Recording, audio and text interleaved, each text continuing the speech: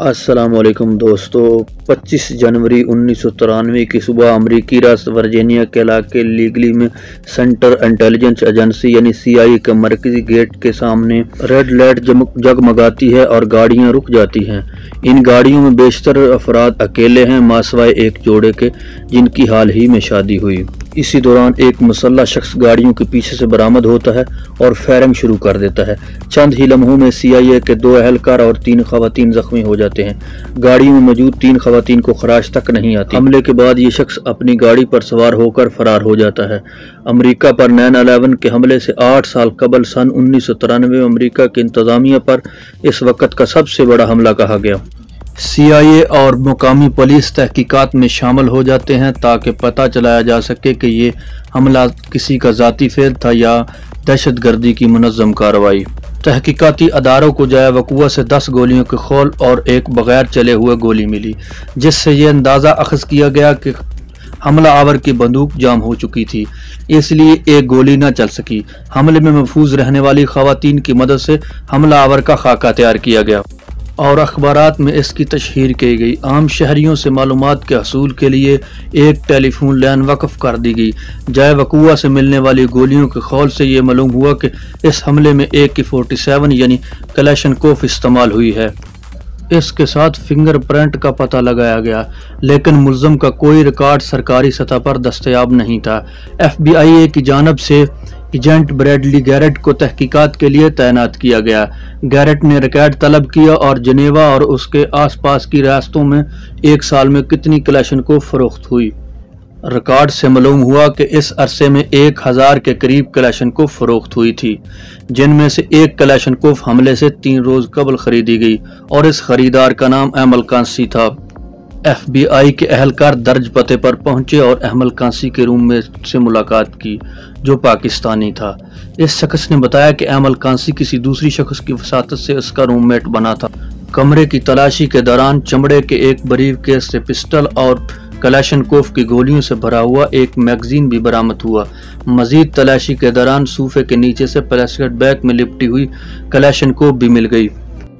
احمل کانسی کے روم میٹ نے اسلحے سے لا علمی کا اظہار کیا اور پارکنگ میں موجود گاڑی کی طرف نشاندہی کی، جس سے FBI کو یہ تصدیق کرنے میں مدد ملی کہ حملہ آور کانسی ہی ہے، جو حملے کے فوراً بعد پاکستان فرار ہو گیا۔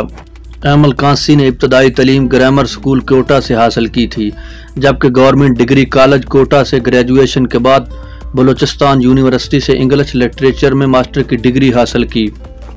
وہ سن 1991 میں امریکہ آ گیا، جہاں اس کا ایک دوست امریکہ کا مستقل رہائشی تھا جو ورجینیا ہی میں رہتا تھا۔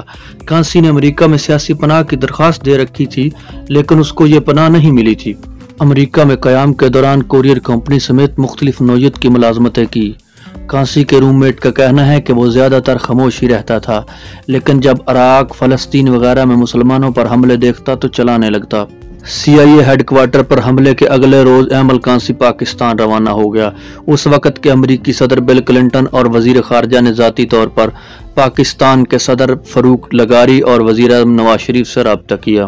15 جون 1997 کو کانسی کی گرفتاری کے آپریشن کی منظوری لے لی۔ اسی آپریشن کے لیے FBI اور CIA کی مشترکہ ٹیم تشکیل دی گئی، جس کا سربراہ اسلام آباد میں چیف گیری شرون تھا، اور آپریشن کی منصوبہ بندی FBI کے بریڈ گیرٹ نے کی۔ انہوں نے احمل کانسی کے خاندان سے ملاقات کی، لیکن احمل کانسی پاکستان سے افغانستان جا چکا تھا، جہاں کچھ علاقوں میں ان دنوں طالبان کی حکومت تھی۔ امریکی حکومت نے احمل کانسی کی گرفتاری پر $20 لاکھ کا انعام مقررہ کر دیا۔ کوئٹہ کے ایک مقامی کلرک نے کراچی میں امریکی سفارت خانے کے ساتھ رابطہ کیا اور بتایا کہ اسے معلوم ہے کہ احمل کانسی اس وقت کہاں ہے۔ امریکی ایجنٹوں نے اسے کہا کہ اسے پاکستان لانے کی کوشش کرو، جہاں اس کو آسانی سے پکڑا جا سکے گا، کیونکہ پاکستانی حکمرانوں سے ان کا مکمکہ ہو چکا تھا۔ مخبروں سے مل کر یہ طے کیا گیا کہ احمل کانسی کو ایک مخصوص جگہ پر لائیں گے، اور یہ جگہ ڈیرہ غازی خان کا ایک ہوٹل تھا۔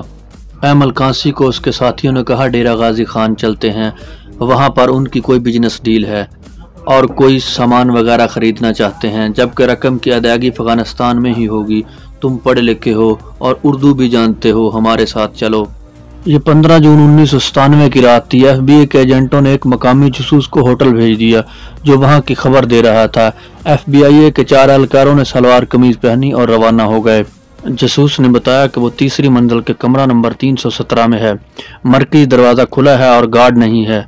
वो होटल के दाखिली दरवाजे पर पहुंचे तो अंदर से दरवाजा बंद था।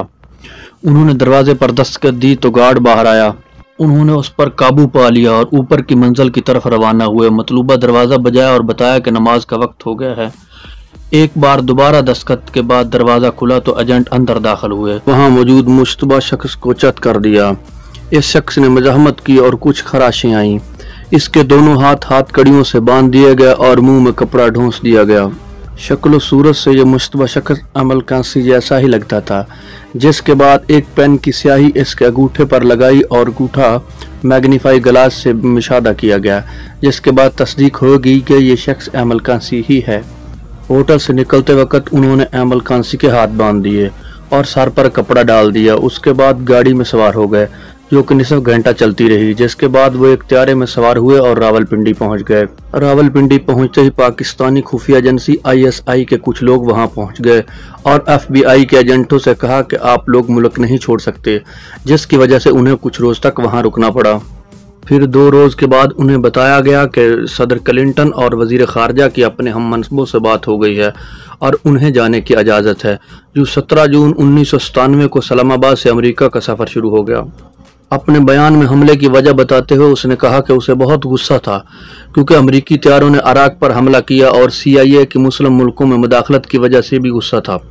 इसके अलावा उसे अमेरिकी तहादियों की जानिब से पाकिस्तानियों की हलाकतों पर भी बहुत तफशीश थी।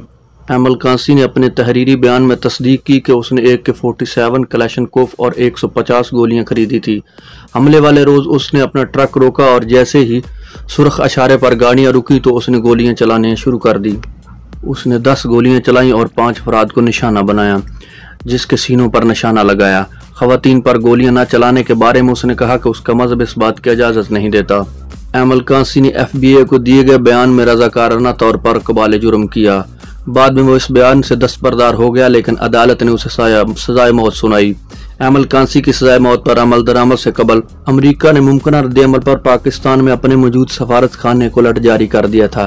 सजाए मौत सुनाए जाने के दूसरे रोज 13 नवंबर 1997 को यूनी टेक्सास पेट्रोल पंप के 4 अमेरिकी मुलाजमीन को कराची में फायरिंग करके हलाक कर दिया गया।